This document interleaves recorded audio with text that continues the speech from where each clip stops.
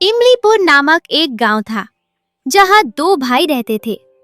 दोनों एक दूसरे से बहुत प्रेम करते थे, इतना कि वे एक पल के लिए भी एक दूसरे के बिना नहीं रह सकते थे। यदि देखा जाए तो इस दुनिया में उनका कोई अपना नहीं था। बड़ा भाई दिन भर कठोर परिश्रम करता, मजदूरी करता और संध्या के समय थक कर घर लौटता था। इस प्रकार वह केवल घर ही नहीं संभाल रहा था, बल्कि अपने छोटे भाई की शिक्षा का भी पूरा ध्यान रख रहा था। गोलू, जरा बात सुन। हाँ भैया, बोलिए, आपको कुछ काम था क्या? अच्छा ठीक है, जा अच्छे से पढ़ाई करना। रोज की तरह गोलू सुबह जल्दी उठकर खाना बनाकर काम के लिए निकलता है। पर जब वो रास्ते से गुजर रहा था, तभी उसकी नजर एक सेकंड हैंड ऑटो पर पड़ी है और वो मन ही मन सोचने लगता है, काश मेरे पास भी एक ऐसा ही ऑटो होता तो मुझे रोज रोज ये काम नहीं करना पड़ता। और वैसे भी हमारे गांव में और कोई ऑटो भी तो नहीं है। क्या करूं, कुछ समझ नहीं आ रहा। इतना कहकर शेरा उस सेकंड हैंड डीलर के अंडर चला जाता है और वहां उसे सेकंड हैंड डीलर का मालिक दिखाई देता है और उसे शेरा पूछने लगता है, भाई साहब, ये ऑटो कितने का है? और रोज मैं यहीं से आना जाना करता हूँ, पर मुझे तो ये डीलर कभी दिखा नहीं। आज ही मैंने इस दुकान को ओपनिंग किया है जी। बाकी बात रही इस ऑटो की, तो ये आज ही डीलर भी आया है जी। बिल्कुल लेटेस्ट मॉडल है, बस 8 महीना पुराना ही। जिसने इसको खरीदा उसको सरकारी नौकरी मिल गई जी, इसलिए उसने इसको बेच दिया। बाकी आपको लेना है तो वैसे 2 लाख लगेंगे, और चाहो तो थोड़ा बहुत कम ऊपर हो सकता है। 2 लाख सुनकर शेरा एक पल के लिए चौंक जाता है। अरे इतने पैसे मैं कहाँ से लाऊंगा? मेरे पास तो सिर्फ 50,000 रुपए है, और 1 लाख रुपए तो मैंने अपने भाई के अकाउंट में रखा है उसके पढ़ाई के लिए। बड़े भैया, ये तो बहुत ज्यादा है, थोड़ा तो कम बताइए। देख भाई, मुझे बैग का खिचड़ी बनाना नहीं आता। मैं आपको 1,80,000 रुपए में दे पाऊंगा जी। बहुत देर तक दोनों बातचीत करते और आगे चल के दुकानदार 1,50,000 में मन जाता है। ये सुनने के बाद शेरा खुशी खुशी अपने घर के लिए रवाना हो जाता है। घर पहुंचते पहुंचते अंधेरा हो जाता है। शेरा घर पहुंचने के बाद सीधा अपने भाई के पास जाता है। गोलू, कुछ बात करनी है तेरा। हे भैया, बोलिए। वैसे आज आपको आने में इतनी देर क्यों हो गई? रोज तो आप टाइम पे आ जाते हो। मैं आज काम पर नहीं गया।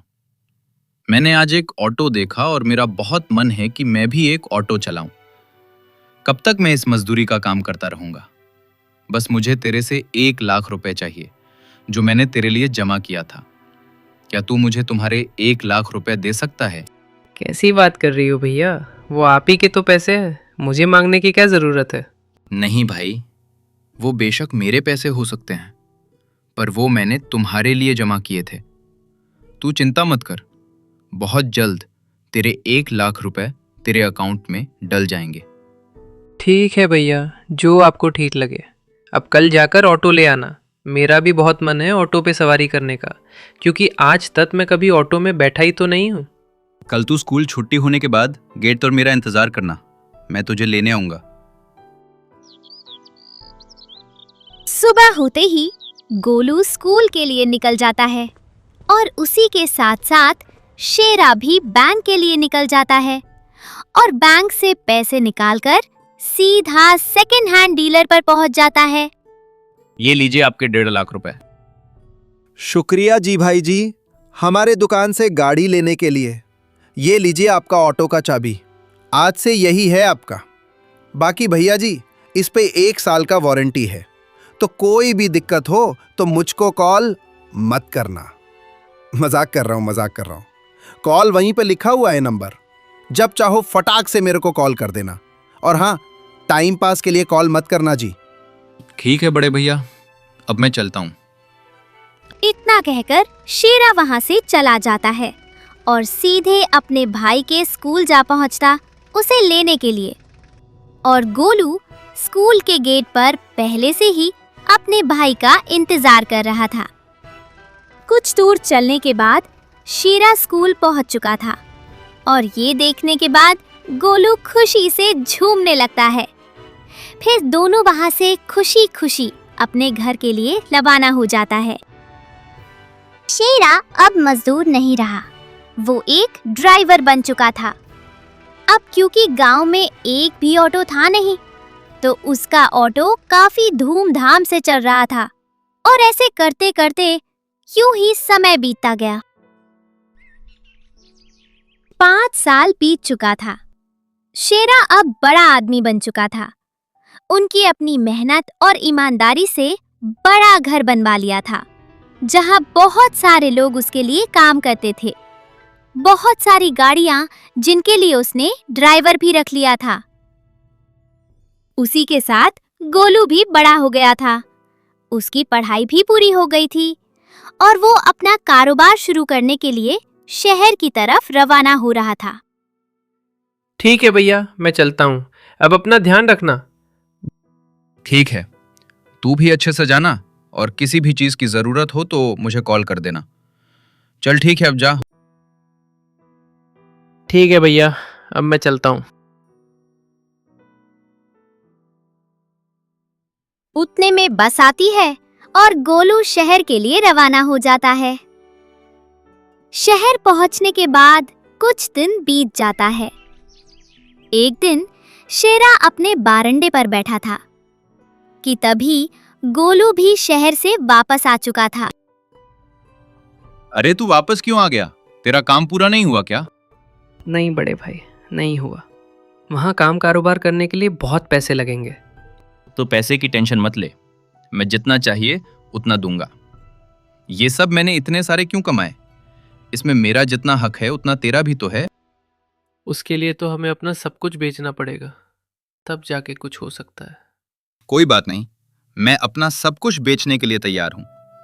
तेरा कारोबार अभी शुरू करना ज्यादा जरूरी है। ये सब तो हम बाद में फिर कमा लेंगे। उसके अगले ही दिन शेरा अपने भाई के लिए सब कुछ बेच देता है। अब उसके पास सिर्फ उसका एक पुराना ऑटो था और उसने अपना घर भी बेच दिया था, तो वो गांव में एक छोटा सा घर खरीदकर रह रहा था। अब यूं ही कुछ दिन बीत जाता है। इन दिनों में गोलू काफी बदल गया था। उसने शहर जाकर अपना कारोबार खोलकर खूब पैसे कमाए, पर वो अपने भाई के बारे में भूल चुका था। अरे गोलू बेटा, तू तो शहर में आकर बहुत बड़ा आदमी बन गया। वैसे तेरा भाई का कैसा हाल है? अरे आप तो दिनेश चाचा हो ना, कैसे हो आप? बाकी मुझे उस भाई के बारे में मत पूछना, मुझे नहीं पता उसके बारे में कुछ भी। अब मुझे उससे कुछ लेना देना नहीं है। अरे ऐसा क्यों बोल रहे हो जी? जिसने तुझे इतना बड़ा किया, तेरे लिए अपना सब कुछ बेच दिया, तू उसे ही तुझे पढ़ाया लिखाया, इतना बड़ा बनाया। मेरे लिए उसने किया ही क्या है, सिर्फ दिखावा करता था। मैंने शुरू में उसे 1 लाख रुपए दिए थे, उसके चलते वो इतना आगे बढ़ गया था। अगर मैं उस टाइम पे उसे नहीं देता तो वो कुछ भी नहीं कर पाता। अब वो करना उसका जिम्मेदारी था। अब ये करके उसने मुझ पर एहसान तो नहीं किया है। जाकर बोल देना चाचा, मुझे उससे कोई लेना देना नहीं है। इतना कहकर गोलू वहां से चला जाता है।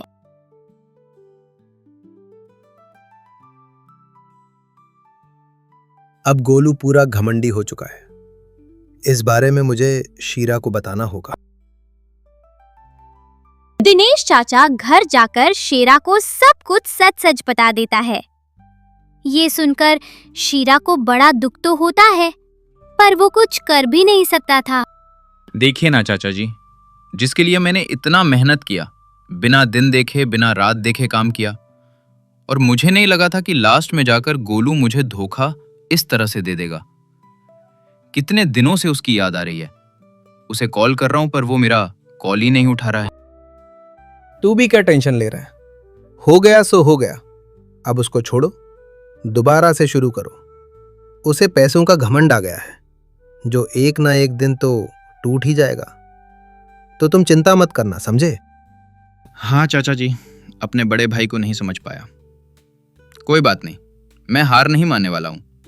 मैं फिर से शून्य से शुरुआत करके दोबारा से वही मुकाम हासिल करके दिखाऊंगा।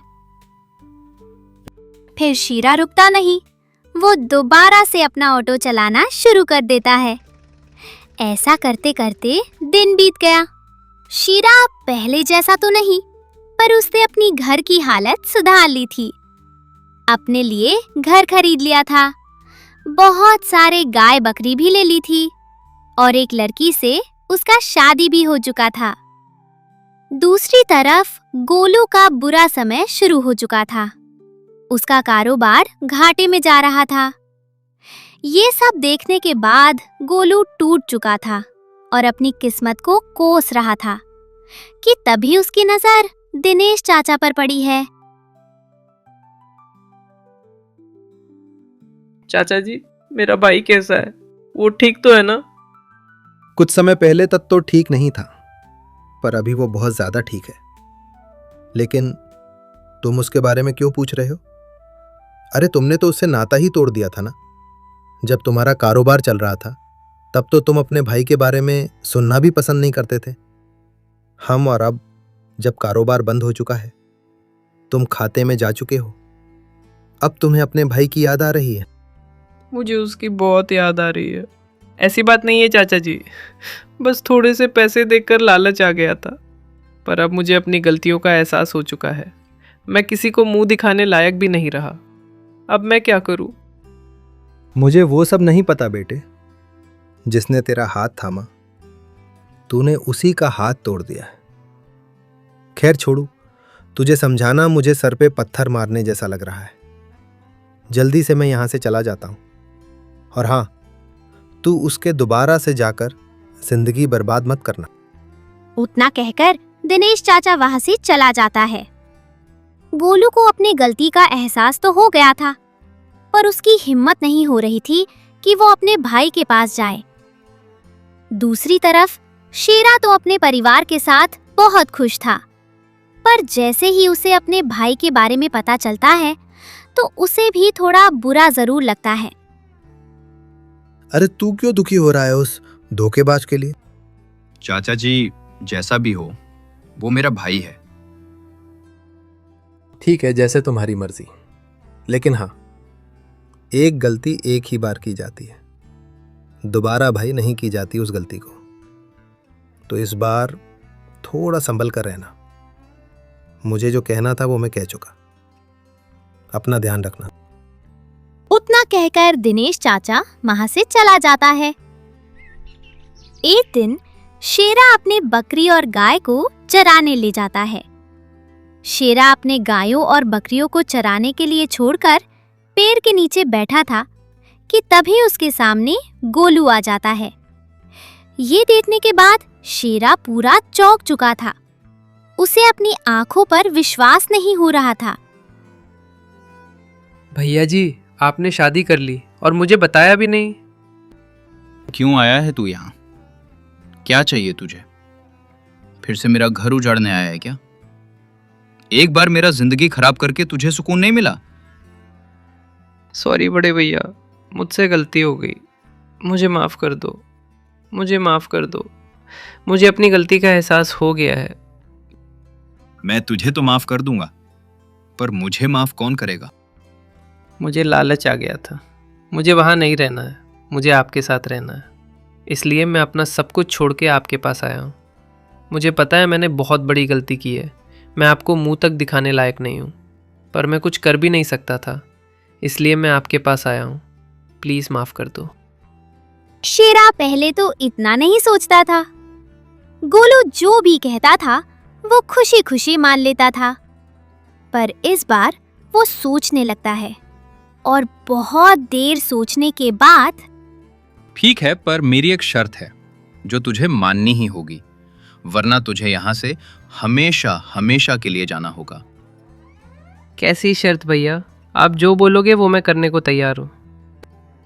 ठीक है, मुझे पता है तूने आज तक खेत में कदम भी नहीं रखा है, ना ही मैंने तुझे रखने दिया, और तुझे ये भी नहीं पता कि हमारे पास जमीन कितनी है। इसलिए तू कल से मेरे पास जितनी भी बकरियां हैं, गाय हैं, भैंसे हैं, उसे तू चढ़ाने ले जाएगा वो भी पूरे 1 साल तक। अगर तू ये कर लेता है तो मैं तुझे अपनी आधी बकरियां, आधे खेत, आधे जमीन दे दूंगा। गोलू इस बारे में कुछ देर सोचता है।